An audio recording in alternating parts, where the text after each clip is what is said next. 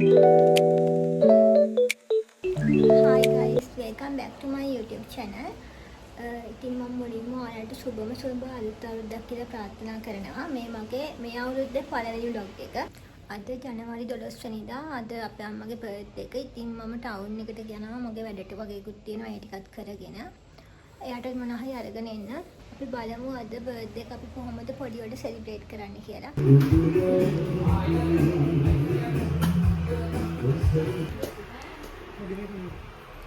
අපේ නංගියද පයිනැපල් කේක් එකක් තමයි හැදුවේ.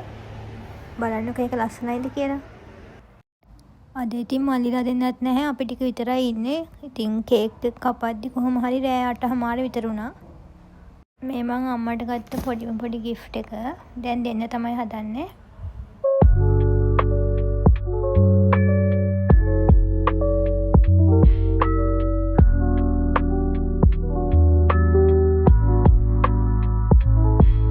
FB page එකකින් දැකලා තමයි මම මේ ෆොටෝ ෆ්‍රේම් එක ඕඩර් කරේ. ඒක මාරම ලස්සනට තිබ්බා. මේ ඔයාලටත් ඒකට ගිහින් බලන්න. මම එයාලගේ නම්බර් එක මෙතනින් දාන්නම්.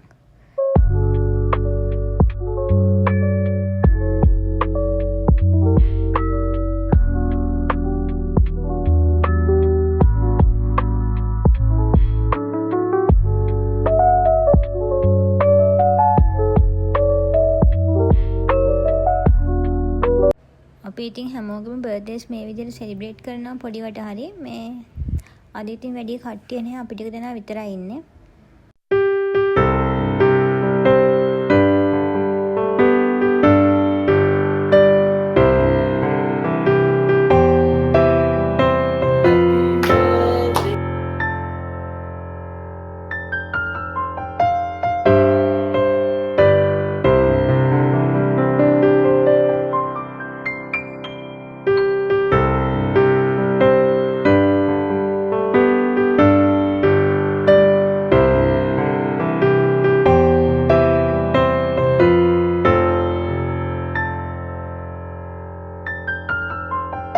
බර්ත්ඩේ එක ඉතින් මෙතනින් ඉවරයි. අපි ඉතින් පොඩිවට සෙලිබ්‍රේට් කරා අද බර්ත්ඩේ එක.